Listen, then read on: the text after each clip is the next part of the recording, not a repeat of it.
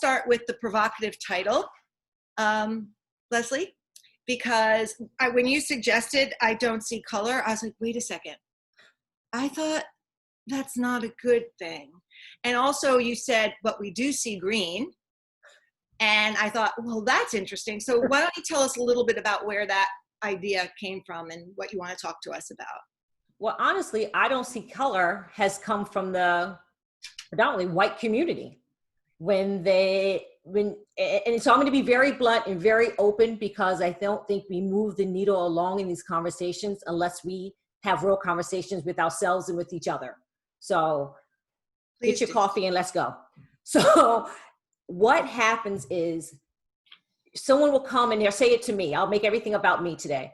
Oh, I don't see color. And I'm like, well, that's a lie. You do see color.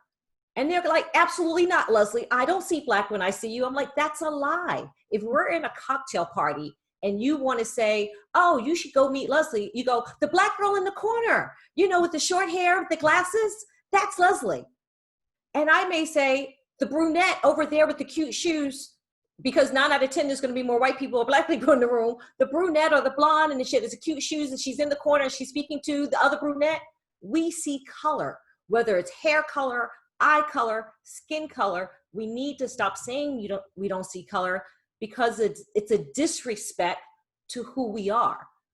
I have never said the word black as many times as I said in the last 2 weeks in my 55 years of living, to say my black skin, I am black, Black Lives Matter. Dear God, I'm sick of saying black. I don't wake up in the morning and go, oh, I'm black. But the reality is that when you walk out the door, not everyone, clearly, but that is how we describe each other. So go ahead and say, I see color. What I'm asking is, when you see the color, you respect the color and not be scared of a color. Because if you, as a small business, whether you're an entrepreneur or a small business, at the end of the day, you are looking for somebody to hit that order button. And you're not asking them to fill out the form to, can you please tell me what color you are before you buy my thing? You're like, a sale, somebody loves me. That's what it is. So it wasn't, I don't see color. It's not it's provocative to me. It's a reality that keeps being said at this moment. I don't see color. I need you to see color. Mm-hmm. And there's something that really interesting that you and I were talking about, and that is, let's talk about the power of language.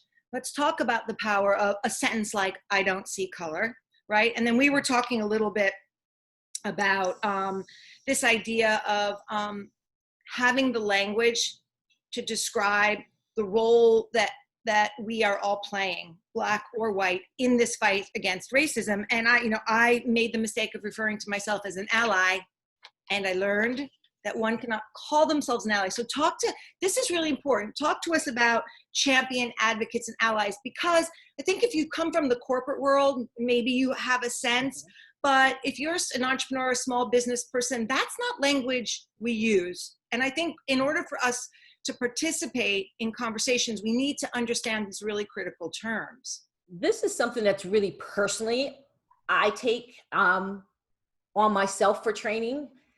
Champion is someone that when I'm not in the room, remember I kept saying I'm going to make it personal so you see a face attached to what's being said today.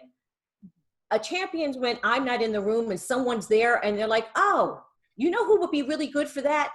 We should reach out to Leslie. We should reach out to so-and-so. They're the expert in that. And they pitch. A advocate sits in that room and a project is happening and they're like, nope, we're missing legs here. Here's what we need to have. We need to have that LGBTQ. We need to make sure that we have a diverse looking staff. We need to make sure there's a black voice in the room. You don't even know. They don't ask you, can they pitch you? They've already pitched you and made sure that whether it's you or someone else, that there's a full picture. An ally is when I see you doing the work every day, that you live and breathe this, whether it's social justice or the humanity for which you want to fight for. You're not putting up a black square or a tweet. You are living it. That's an ally. I don't even know what you're doing half the time. I just know you're there. Mm-hmm. You're there when I don't even need you to be there. That's an ally. Yeah. I found So, that very, very powerful and important so distinction. yeah, so I have to give you that ally badge. Someone else has to give that to you. You just don't take it upon yourself. It's a word that's tossed around just like diversity and inclusion. Like, what does that mean? Yeah. Yeah. So important. And another thing that I've been speaking about with Leslie, and I'm sure all of you have been obsessed with as well. And I know that Laura maybe spoke about this in her panel yesterday on brand. So Leslie has always, before we were confronted with this video of George Floyd, before we all became, for lack of a better word, hyper woke, Leslie's been pointing out companies over the last, maybe, I don't know, how long have you been doing this, Leslie? A year, more? I mean, the business itself has been open about a year and a half, but Okay. I have done this work for companies. Okay. So my own business has only been open about a year and a half, but I've always been the corporate operations strategist. I've gone in and I've looked where are the holes, what your internship looks like, what your executive board looks like. So I've always done brands and company culture. Mm-hmm. And I just had enough of everybody saying diversity and inclusion without having any meaning behind it and any action to go along with it. It was his buzzwords to check the box. Right. Yeah. And that's something that we talked about because I follow Leslie and she'll call out companies. And what's great about what you do is you call out companies for the good and the bad. So for me, following you is very, very, can be a very positive experience because you see things that haven't maybe been announced or the company hasn't made a big deal of it, but you noticed it and you've called it out. And you're also calling people out on their bullshit right now. Brands that are putting out empty, meaningless, D&I statements. Can you talk a little bit about the good and the bad, like what you've seen that's good and why, and what you've seen that is just horrible and why? Yeah. So I spent last week writing many statements with several companies that either old clients that called me back and new clients. And the fight was some people did not actually want to say Black Lives Matter. They were doing everything in their power, people of color, humanity. And I'm like, all of that, if you know me, I am all lives have meaning. When I kill a bug in the house, I'm like, God forgive me, but you know you can't stay here. And I will kill it. And then we will go on. So I am someone that really takes life and living means something to me. But the conversation today at this moment is Black Lives Matter. It's not about an organization. It is about me. My Black skin matters. My breath matters. So when a company is going to put out a statement that Black Lives Matter, what does it matter to you? Because your board doesn't look that way. Your senior leadership doesn't look that way. You have zero programs. And 2 weeks ago, most companies were actually dismantling their D&I departments. So you went from not only does Black Lives not matter, any type of diversity, which is LGBTQ plus women, just gender, race, it's disabilities, none of that mattered, to all of a sudden, Black Lives Matter. Okay, well, are you that distressed? Because you weren't that distressed a week ago. So I give you credit, but then let's write it true to who you are. And if you're not prepared to say Black Lives Matter, then don't do a statement. So who are some of the people that I think did it well? Look, Ben & Jerry's is Ben & Jerry's, but Ben & Jerry's has been in the social justice space forever. They walk the walk, they talk the talk. Every company I work with wanted to be Ben & Jerry's. How are you going to be Ben & Jerry's to a community you've never spoken to? How you just jumping in at this moment? You just coming through the front door. That is white privilege. You didn't even try to get through the window or the back door, the side door. You just coming through. And then you're going to tell, there's one statement that honestly said, we have always given jobs to the Blacks. I said, oh, Jesus. And they actually said that they worked with someone. And nothing against my colleagues, but I don't know who they worked with. Maybe it wasn't someone in D&I. Maybe they found the Black person that was sitting in the garage and said, yo, come help me with this. That was a wrong way to go too, because Black folks was not trying to write statements, nor was it their responsibility to write statements. Another company said to me, No, Leslie, could you read my statement? I thought it was very, very good. I said, I'm sure you did. But when I went on your site where you directed me to go read the rest of the statement, you know what popped up? It wasn't your statement for Black Lives Matter. It was a white baby. And when I looked through your site, there was not one color of any rainbow that was part of your thing. So I'm confused. Right. And then there were people that, like I said, baby name. So I don't know if any of you planning on a baby or have people that's having a baby. That would not be me, but I'm their new publicist now. Babyname.com or babyname.org or wherever they are did an amazing job. In Instagram, you can only tag 30 hashtags. We have surpassed the names of Black folks that have been killed at the hand of police. So we have run out of hashtags and names to put into Instagram. Baby.com did an ad and hashtag all the names. Granted, not all the names that we're familiar with in the press, and said this was somebody's baby's name. Boom, end of conversation. They never even needed to get into the conversation because nobody was thinking about babyname.com. But they did it in a way that was true to their brand, that was true to what's happening. And they have me, someone who always looks at both eyes, go, okay, I see you, and thank you. Yeah, I think that's so interesting what you're saying. And I know I've read obviously a number of things about this, and I know many of you come from this perspective, but your brand has values, and those values, and I know there's a distinction, although there shouldn't be, between corporate values and brand values, because one's internal and one's external. I don't agree. I think your values, right, should be integrated. That's but wrong.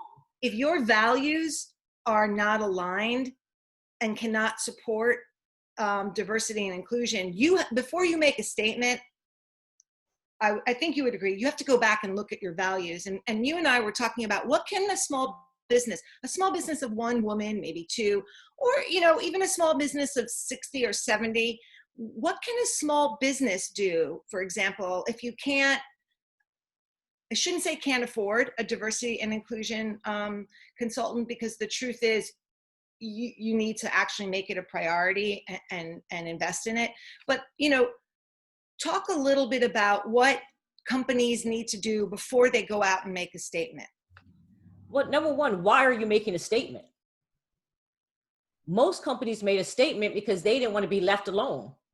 Well, so-and-so, my competitor made one, so I need to make one. So a lot of companies did it for pressure. Right. Number two, what is diversity and inclusion to you? Because see, we're all diverse here. If you have a room full of white women, you're all diverse. So I have an issue when we start saying diversity. We all come with diverse. Now it's diversity of thought. Inclusion is how my voice is valued within that space. Do I have the power to cut a check? Do I have a power to make moves? Do I have the power to hire? Do I have a voice that is valued and respected? So you need to understand what diversity and inclusion means to you first, as opposed to checking a box. One Black chick, one Asian chick, one person with, one limb, a mental disability over here. Like, stop and sit back and go, why is this important to me personally? Why is this important to my business? And then how do I express? So if you can't afford, there's a few things. One, start following diversity and inclusion people and start hearing what we're saying, because you need to listen, right? Instead of just running. Like, you all are out the gate, want to change the world of 400 years, and you can't change. Stop with the white guilt. I'm mad I have to sit here and give you permission to stop with that. But I need you to stop with the white guilt so that you can listen. And instead of running to do, start educating yourself, reading, looking at posts, look at companies that resonate with you that may not look like you or sound like you. Start following them and then go, what's my added value? What's my strength as myself or my company? And then who else is doing that? And how do I start to align myself with them? Not asking like, oh, can I learn from you? Because no one's trying to teach right now except for us that actually do this for a living. Right. Black folks are tired. I just want to put that out there. But follow the companies and start making partnerships or alliances, and that helps when you are not strong in one area, that you may have an alliance that you can start to work with and understand where to go. That's even for hiring. There's this amazing thing called Google that I keep speaking about. And if you Google, right, and you put in like companies that what you do, and then you may say Black owners in whatever field that is, you'll be shocked. There's going to be names that come up. There's going to be, now, if you had said this maybe a month ago, you may not have found as many names. I've never identified my company as a Black company. I'm Black. I'm going to stay that way. I'm a company. I'm a brand. I work very hard to make sure any client that I work with or any person that I encounter understands the mission, and I'm working on their mission. So you need to start alliances now so that when things come up, you have that counsel that you can reach out to.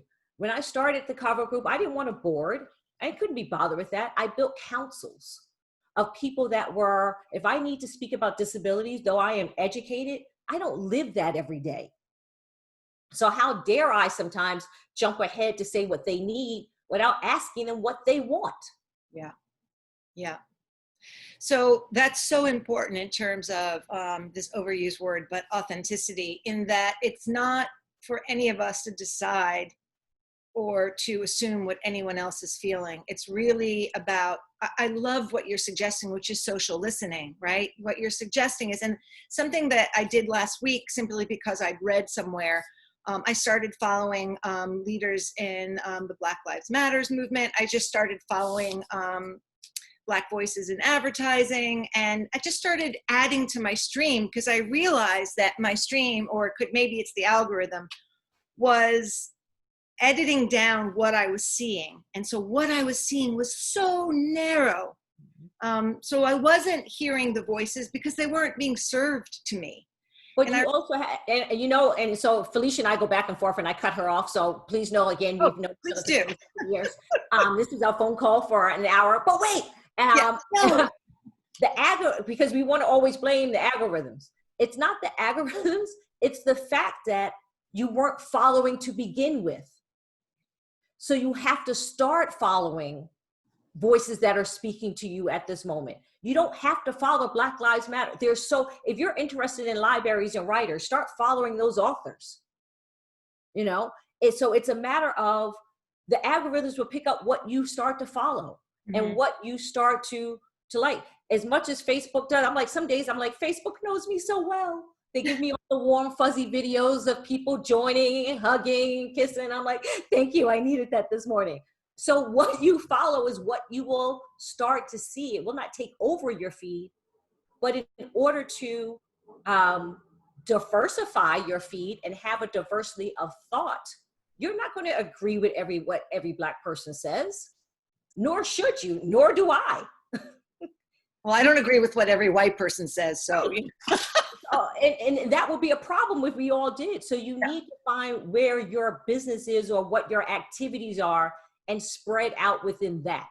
Yeah. We have, I'm going to interrupt. James Bianca says, you also have to interact with the content for the algorithm to feed you more of the new things that you're desiring. Right. That's 100% correct. So true. So making comments, and absolutely true. And you can shift, obviously, especially many of us here who are marketers, and thanks, James, you can shift that feed for yourself by becoming engaged. And I follow Jacqueline Woodson and a few other authors, but yes, Leslie, thank you for sharing that with us, because I do think we blame the algorithm, but the algorithm it's like sort of the soul in the machine. The algorithm is paying attention to us. So it's giving us what it thinks we want to hear. In order to break that pattern, you actually have to change who you're following and what you're doing and interacting. And this is a whole different panel, but who is actually programming the algorithms? They don't look like me, 9 out of 10. Yeah, that's a good point. So, this is bigger than writing a check to someone. Yes. Or we have to peel this onion back. if we're going to really make change. And so it's from a small change of being in a library and supporting, making sure that there's Black books in there, to having a library in your office and making sure that Black authors are in there, to understanding who's programming when the applications go in, and Tamisha gets kicked out, but Tiffany, spelled with an I, gets in. So you have to understand that it's bigger than just running and saying, I want to help, I want to do. It is now about where can we peel the onion back to where your business can make a difference. Yeah. I understand it's small business, so sometimes you're like, I'm just trying to survive. I get that. I'm with you. But we survive stronger together. So this has to be about partnerships and alignment, not because they're Black or Hispanic, but because you are like-minded in even your business sense. So we have a note here from Judy Saunders, who says, what is the value of jumping ahead at this moment to voice alliance with the Black lives based on common humanity? Look, I have received some amazing notes after I finished speaking, just saying, thank you. I understood something clearer. Thank you for giving us the space to speak. And so I said, let's connect. Let's connect on LinkedIn. Let's keep the conversation going. Here's some other places I may be speaking. Tell me if you're doing something. So there's a way to connect, to voice your support without having to run face forward. To make a statement. Yeah. When Leslie told me I can't come in the front door, I was like, oh, I kind of see what you're saying. Like, and I have to say, out of respect for my fellow Fly Female Founder leaders who are all here, most of them, Laurel's not here, but Sweta's here, and Laura, and Yo, and Nancy, and Carol. We came together the morning after, and we were like, what do we do? What, and we talked about it, and we all had different ideas, and we're like, well, wait a second, slow down. Are we in a place to make a statement? Do we need to make a statement? Should maybe we do this through the lens of what we do, which is programming, as opposed to, and also, do we live our values, which we do? And there are things, but we're learning. So this idea that Leslie is talking about partnerships and alliances felt very powerful, because one of the things is that we don't really market. I mean, to the group that's here, we market as much as we send out a newsletter. We send out an invitation, but that's to people who already exist in our group. We put things up on social media, and we definitely get new people, but we don't actually market. One of the things we can start doing is going to other organizations and just saying, hey, we're here, our door's open, come in. So Black organizations like Black Women in Tech. I mean, there's so many organizations for people with disabilities who are entrepreneurs. Anyone in business who has a group that's identifying by their characteristics that make them a community, we would like to invite them in. And it's that simple, without making a statement. It's just to open our door to our community and say, come in. Because like the algorithms, Leslie, like who you're following, if you're not inviting new faces into your community, you will not see new faces in your community. And when you invite them in, they need to feel welcome within. Right. Especially at this moment where, I'm getting 10,000 calls a day and texts, and will you speak, and will you speak? It's you and I have a relationship. It's 20 something years. I'm going to step forward for you. That's what we're supposed to do for each other. I'm getting a random call from people who I have no connection to anyone there, and they want us to do it for free. So there's also devaluing what my worth is. So you want my knowledge, but you don't want to pay for my knowledge. Yet, if you are asking people to come in, what's the added value for both? And I don't always mean money. Just what can we share together? How do we merge this together or walk this so that we're both feeling like our business are get to growing, that we're also learning something new along the way. And don't be scared to make a shift, or, I don't like the word fail, because I don't believe you ever fail. I believe you learn along the way. And so you have to be ready to shift and move, but do your research. Is that a company not only outfacing, because, we're good at putting on a good outface, of the world, is that a company that lives their, I want to not only say values, mission, because you have your values and you have your mission. You must live both of those. Absolutely. Absolutely. We have another question from Maria Spindler. She says, totally agree. I'm Latina and I work in D&I focused on women. I really benefited from learning inclusion strategies based on behavioral economics. Can you share good resources of what works, be more inclusive to minorities that clients can read in the process of learning? Oh, you know, it's hard. Everyone keeps asking me for resources and it's really hard because there's so much out there at this moment, and it really goes what resonates with you. I keep giving this the Smithsonian because it has what they did. They had they were supposed to open it in, I think, in October, and they pushed it up. And so it's the full history, and it goes all the way up to today. And there's so many different resources on that. I hate giving someone resources. There's podcasts, there's webinars you need to join. You just need to start reading, and from a newspaper article to listening to podcasts, to joining the webinars, to going and getting a book. It depends on who you are, because everything's not going to speak to everyone. Yeah, there are some people who absorb audially. Right. I'm a reader, but I love to talk to people. So it's interesting though. Let's pivot a little. I reached out last week or the week before, I don't know. I reached out via text. I was very nervous about approaching my Black friends, and but I felt like, wow, this must be a difficult time. I didn't even know how to ask a question. What was I asking? I just wanted them to know I love them and that I was reaching out, and I could imagine it's a difficult time, right? And I just felt so awkward and guilty, as you said. But Leslie slapped that out of me. No time for that. We got it. It's time for action. That's a luxury. That's a luxury. That's my luxury.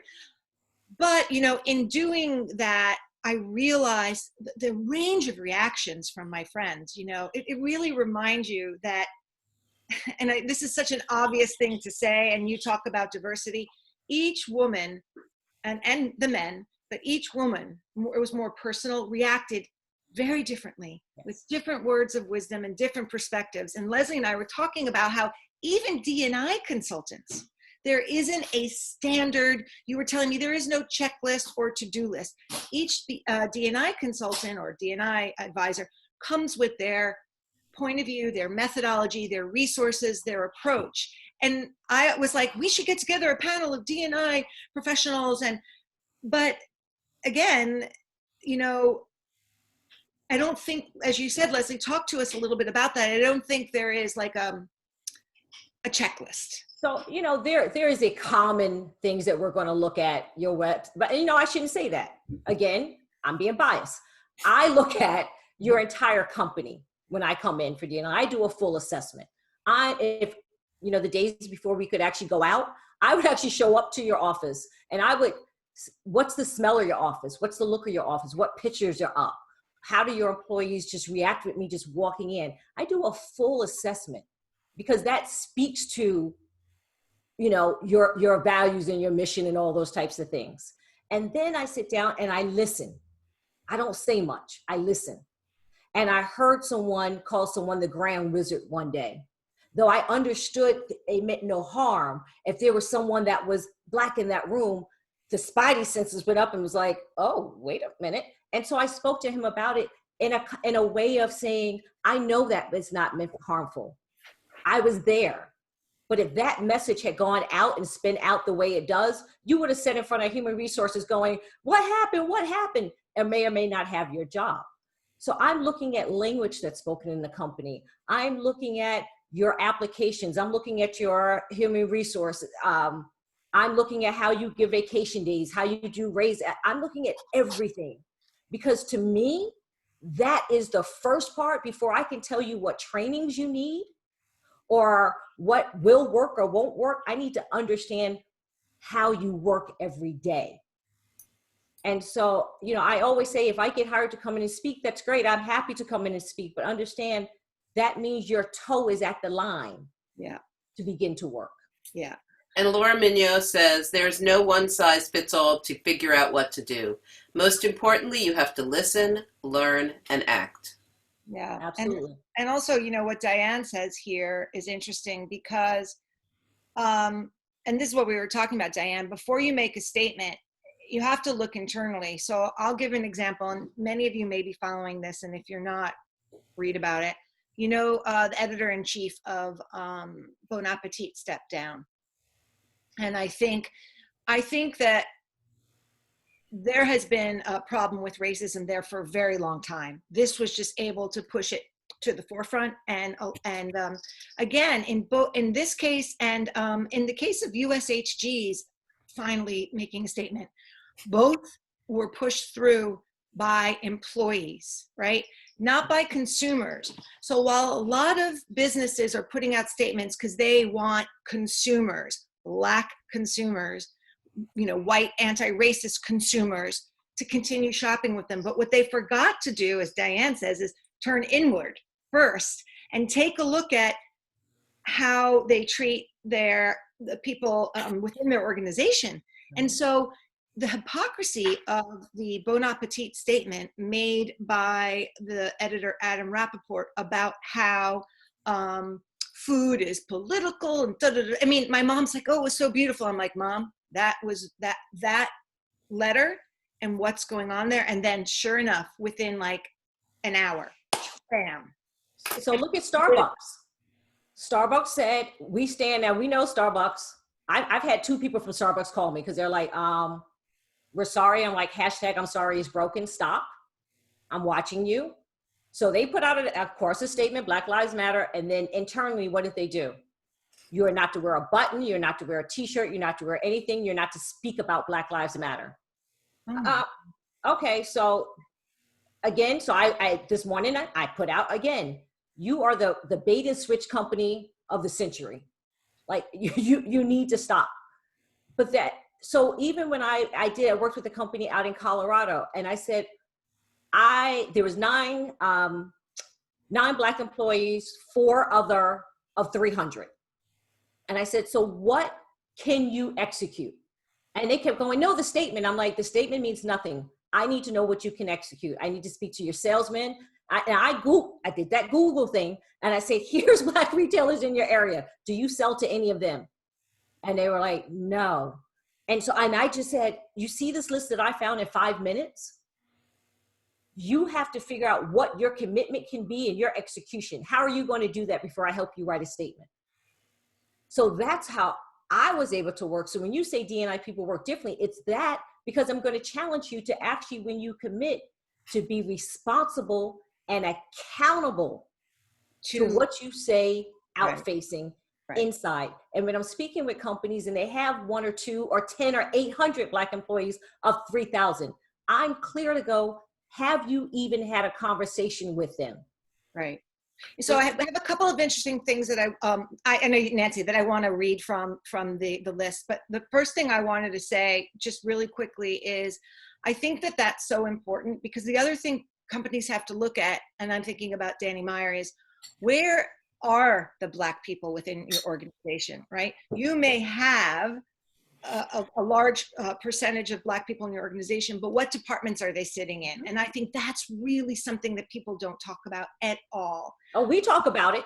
Oh, I'm sure you do. You all don't talk about it, but no. I need to say these things now because this is, it's like it's all new to everyone. Yeah. This is not new to Laura or Kez. I don't want to mess up your name. This is not new to us. We speak about this all the time. Yeah, no, I know. I appreciate your pointing that out. I need to change the we. It's not that when I say we don't talk about it, I'm going to just say we white people don't talk. But you can't even say it. Just say it's not part of my conversation. Okay, right. Because I don't want everyone feeling like they have to take on the world. Like you don't have to take on all the responsibility for the white people either. Okay. You can only control what your moment in your world is. So please understand that in this. Thank you.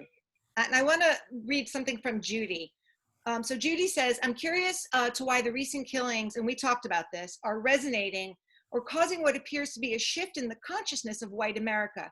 Why did we not see similar protests with prior violations of Black lives. And you and I talked about this the other day. So talk a little bit about that. Well, I think you have to tell me why it bothers you. Because see, again, it's been bothering us. Right. But we are in the midst. We're still in the pandemic. Just, you know, I know some people, Florida has gotten confused, but we are still in a pandemic. Okay. So we are home now. And to see a white man put a knee in a Black man's neck for close to 9 minutes, as he said, I can't breathe. I can't breathe. I can't breathe. And call the name of his dead mother for help. Now, everyone did not feel the way that most of you I see head shaking and just the chills. Some people do not feel that way. But for those of us that have that humanity, that peace, that want for better, that want to be of service as we walk this earth, we saw that. And for that, we had to rise and say, no, no, no. So now you've been hearing the I can't breathe from the Black community that has been happening for so long. We've been yelling, I can't breathe, since we sat at the lunch counters and we walked arm in arm and we stood on the Olympic podium and raised our fist, or we kneeled on a football field silently and said, we can't breathe. But this time you heard that if we can't breathe, you're having a hard time breathing. So now we need to figure out how we walk and breathe together, because that is how we will be stronger together. Yeah. So I'm happy that if you are here, you see us now. Do you hear us now? Are you ready to walk with us now? Not today, while it's the checkbox of the moment.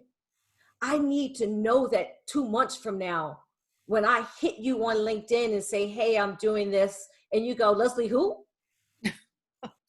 I need to know that this is a commitment to continue to learn and to grow together. Yeah, that's so powerful, Leslie, because it's going to, I am not an expert, but my assumption is it is going to be a long haul. It is going to be very inconvenient to a lot of corporations and CEOs. And I think that, I think Shafkat is on the call. Shaf, are you here? Because I saw her come in. She may have left. I don't want to call her out, but Shaf and I went through. Oh, hey, Shaf, you're here? Yeah. I'm trying to unmute her, but I can't. Okay.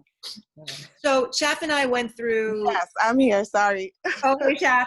Good morning, everyone. Have also known each other a long time. And then we found out that we both know Leslie, which was such a coincidence. You introduced me to her. Oh, well, that's right, because you were doing events at the time, Leslie. Yeah. Yes. Okay. That's not a coincidence. Never mind. So, so Shaf and I went through something at work that was really, I won't get into it because it was horrible for both of us.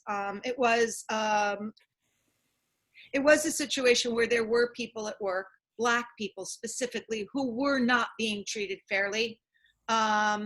We got caught in the middle, Shaf and I, and do you know that this company never brought in anyone to their HR firm to help with diversity and inclusion? No one. Now, this was a union house, so the Black women who were having an issue, and a very, very relevant issue, I will not deny it, but they went to their union, so their unions handle it, and then the white management of the organization we worked with went to their lawyers. Mm-hmm. So you had union, so there was no humanity in the conversation. I ended up quitting Schaff wrote it out, God bless her, but there was no humanity, no intervention to try to fix it. These women were not saying they wanted to take anyone down. They were saying they wanted change. But And they don't need to hear us or see us. No. I mean, we can say that as women in general, right? I mean, like, shh, inside voice. Black women, the moment you speak up, you're either angry or there's always something. We're always labeled something. So most won't speak up. And then when they do, lawyer up, keep it quiet. You have to remember, D&I is still fairly new. I love when they say when you go for a job interview and they say they want 10 to 12 years experience. I'm like, come on, stop that. Stop. You don't even know what you're looking for. You're trying to get human resources. Now it's belonging because everyone needs to be warm and fuzzy. Stop. Number one, what does D&I mean? What other qualifications are they bringing to the table? That could have been a mediation. You forget, I'm a certified New York mediator. oh, right, mediation. Exactly. I am a chaplain. So when I'm looking at these things, I'm bringing all the pieces of the things that I do to D&I to have the conversation. But back then, companies were using mediation or facilitation only when it was a dollar issue. Yeah. It wasn't a people issue. You Yeah. know? And so you swipe it under the rug. It was all about money. I mean, it became about that. That's not why these women started the conversation. It wasn't about money to start with. It was about respect. And then it just devolved. So we have something from Michelle who said, exactly, Stephanie and Leslie, did we discuss Amy Cooper? That astonishing for the white community video also shed a spotlight on the systematic racism that exists. Amy was a professional just like us. Yeah, look, people are hurting right now. You ask some, like you said, you text some of your Black friends, it's going to be a range. It's going to be, I'm not talking to this. Figure it out yourself. I have friends that say to me, I don't know how you're doing this. I don't want to have a conversation right now. I'm done. We've already tried to share that the system is not broken. Just as she said, the system was never designed for Black or people of color to achieve. It wasn't built for us. So stop saying it's broken. It needs to be restructured. And so I'm not someone that goes, tear it down. We have to restructure and rebuild this. So when so if some of you are asking what to do in the resources, seriously bring up some of the Amy's. There's a couple other women that have like hit it right on the nose of giving you a history lesson in 30 seconds or less because they're mad. They're mad. Look at the other woman that was a Black woman that was on the street and they were tearing up her neighborhood here in the city. And I don't know if you saw that when she started screaming like, how dare you tear up my neighborhood? I serve this country. But she wasn't in uniform. So she was just another Black woman on the street screaming until they realized what she was saying. A history lesson. So some are ready to help guide you. But at the end of the day, you must understand that we're not looking for a Martin Luther King quote to come across. I always say, I love Martin Luther King and I love Nelson Mandela, and I had the opportunity to meet him in his home in South Africa. But let's be honest, don't send me a quote with Nelson Mandela on it right now. White men imprisoned him. Don't send me something with Martin Luther King. A white man killed him. I need this to be, where are you? Send me. I had texts from friends. Hey, now everyone knows I hate to hate on any kind of day. Like, tell me what you want. Hey means you need something from me. But I understood where they were coming from right now. So I had to check myself in my bias and go, hey, you know, and they were just like, love you back. You want to talk? Not at all. Been talking for the last 18 hours today, but I love you. That's all I needed. Even just the hey right now. Okay? You don't need to do a lot. Yeah. But you do need to do something. Right. And the luxury that you have to figure it out is a luxury. Please believe that. Yeah. I didn't have the luxury to get angry. I had the luxury to go, how do I use what I do every day to have this conversation that I hope people can hear and can understand and want to do something, not feel like they need to do something. You know, it's interesting, and I don't know how many of you go to Luminary, belong to Luminary, but this is just an interesting observation I had. So, you know, it to me, the idea that diversity and inclusion is a new professional practice or relatively new. Not everybody knows what luminary is, so if you could just. Oh, okay, I apologize. So Luminary is, first of all, it's not the wing, and that's the most important thing you need to know right now, given what's going on at the wing, where the CEO has been asked to step down and the Black employees, and in solidarity, the white employees are doing a digital walkout. The Luminary is, I would say, a place for women to go connect and work. It's not quite a co-working space. It's a co-working space to some degree, but it's got corporate members, entrepreneurial members, and it's just a place, a very special place, an environment for women to work together, to network. Anyway, I noticed very early on that working with Survey Lay, who's their a very important part of the organization, a senior leader that deals with diversity and inclusion, that there were a number of diversity, corporate diversity and inclusion leaders that were using Luminary as their second place, maybe third, fourth, fifth place, but to get out of their offices and come into this environment. And this is really, honestly, where I became aware of how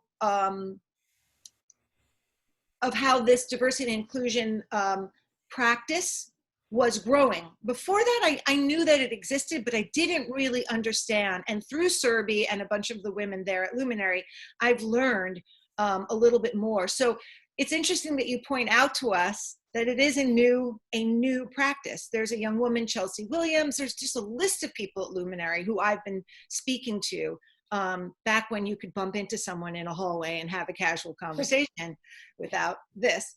But so talk to us a little bit about that practice of diversity and inclusion, what it grew out of, and why it's become increasingly over the past few years, I guess, more urgent. The last 10, 12 years, I'm going to say. Well, it was part of human resources.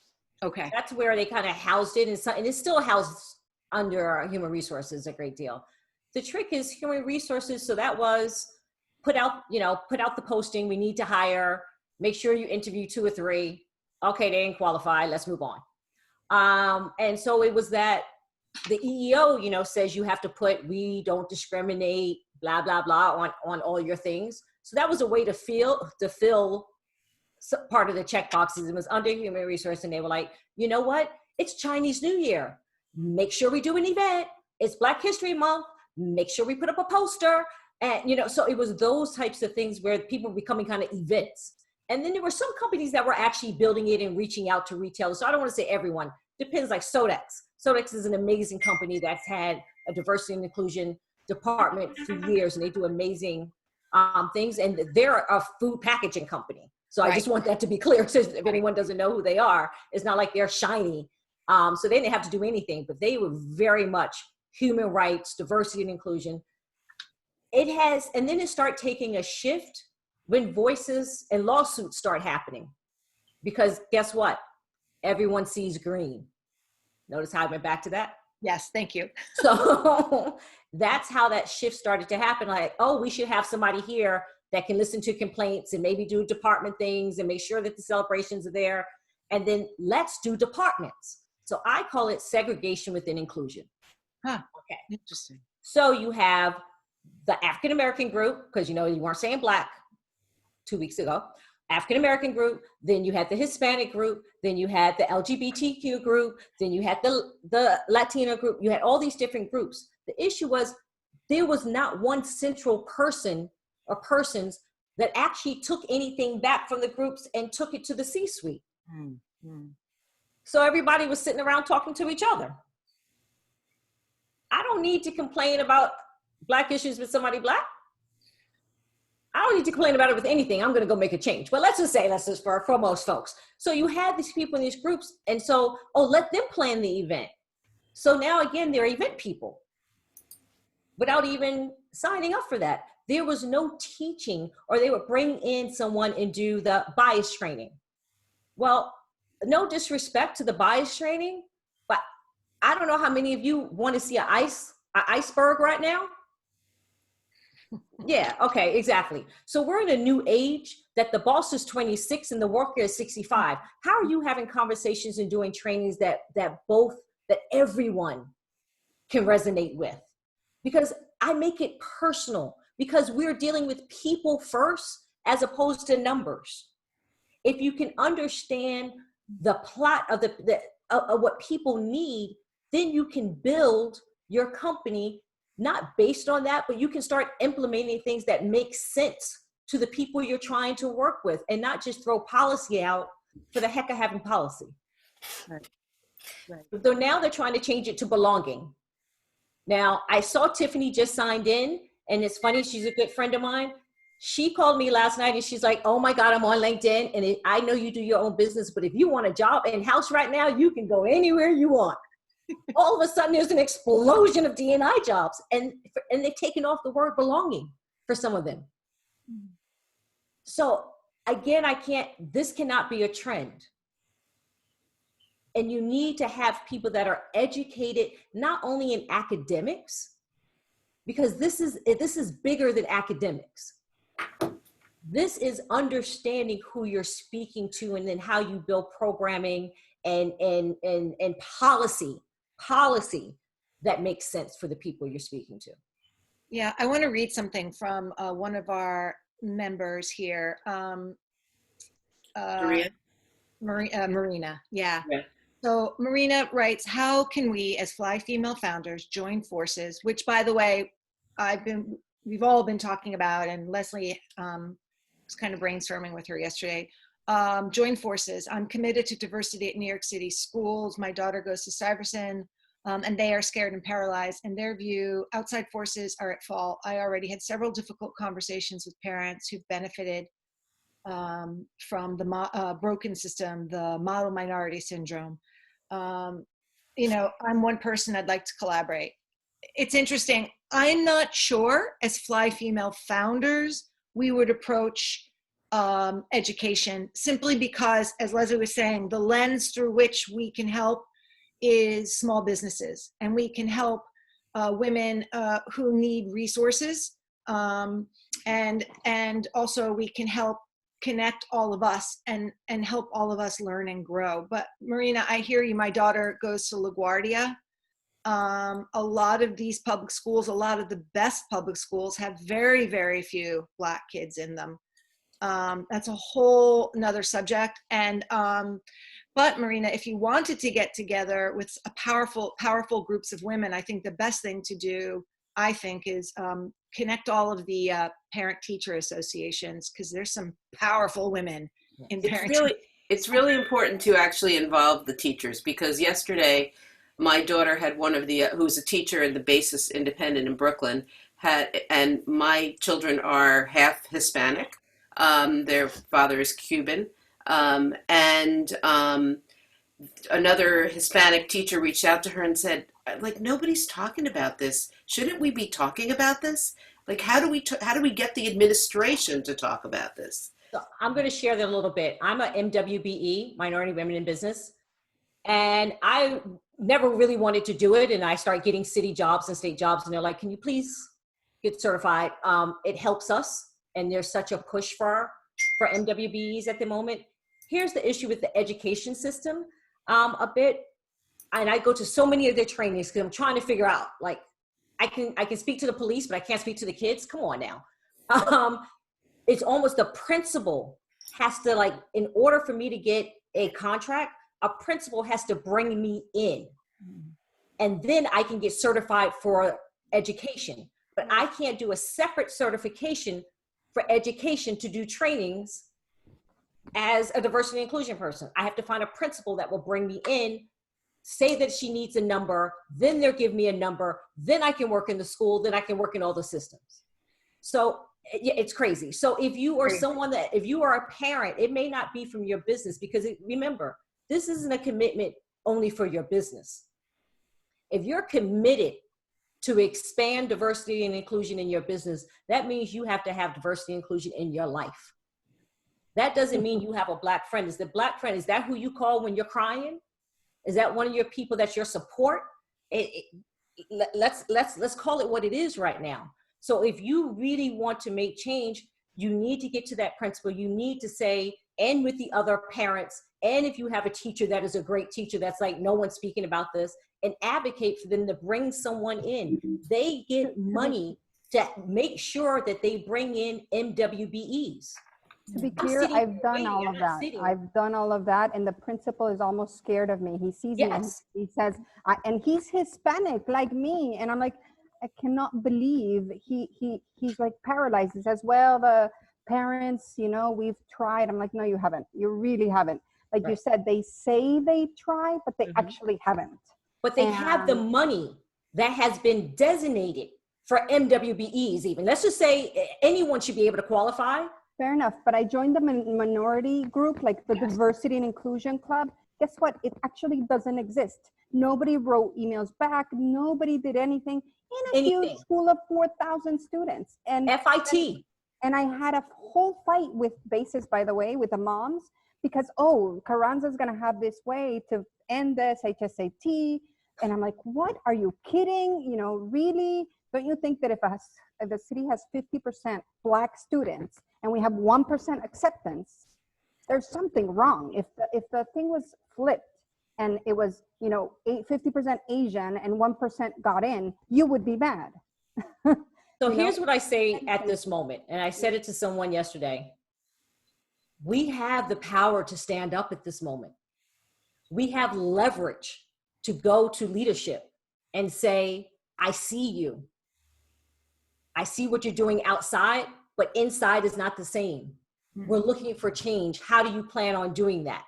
And when they're like, I don't know, I can't find, I can't Google, I can't this, then that's when you have already done, I have someone, I've seen someone speak, or I know someone that's doing this.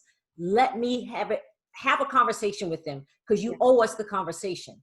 And maybe, Marina, and we maybe can talk about this later. I know that there are like PR firms and advocacy groups and communications types groups who take on work. Maybe really there needs to be a campaign, and this needs to be exposed publicly, because it seems to me, and I'm not the expert in this, but it seems to me when people are exposed publicly and there are enough voices behind them.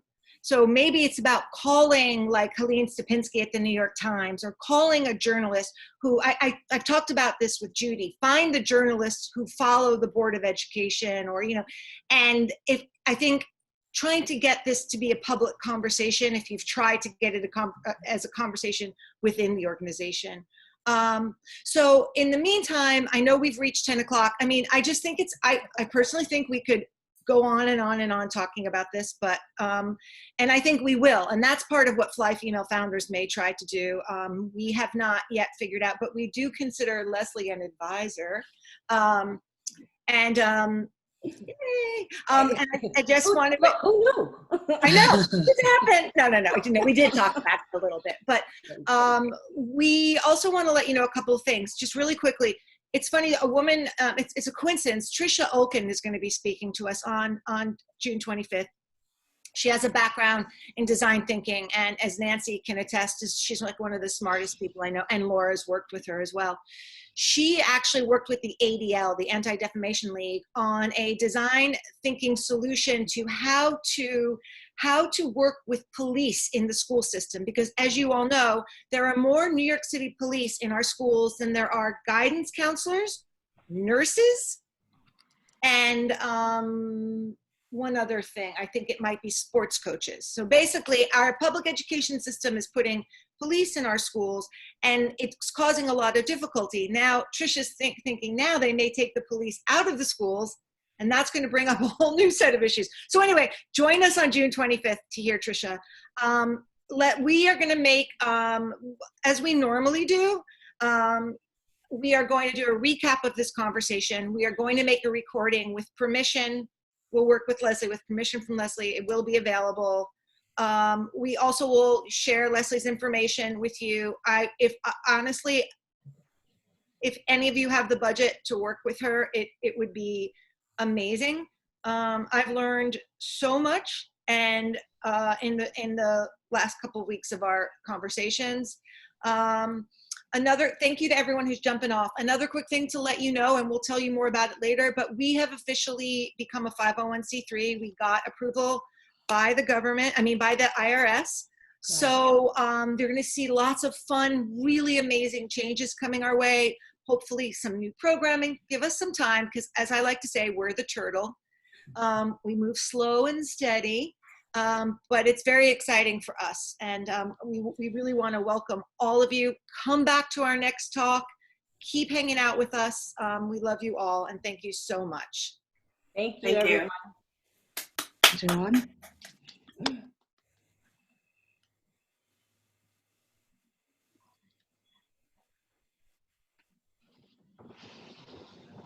Awesome.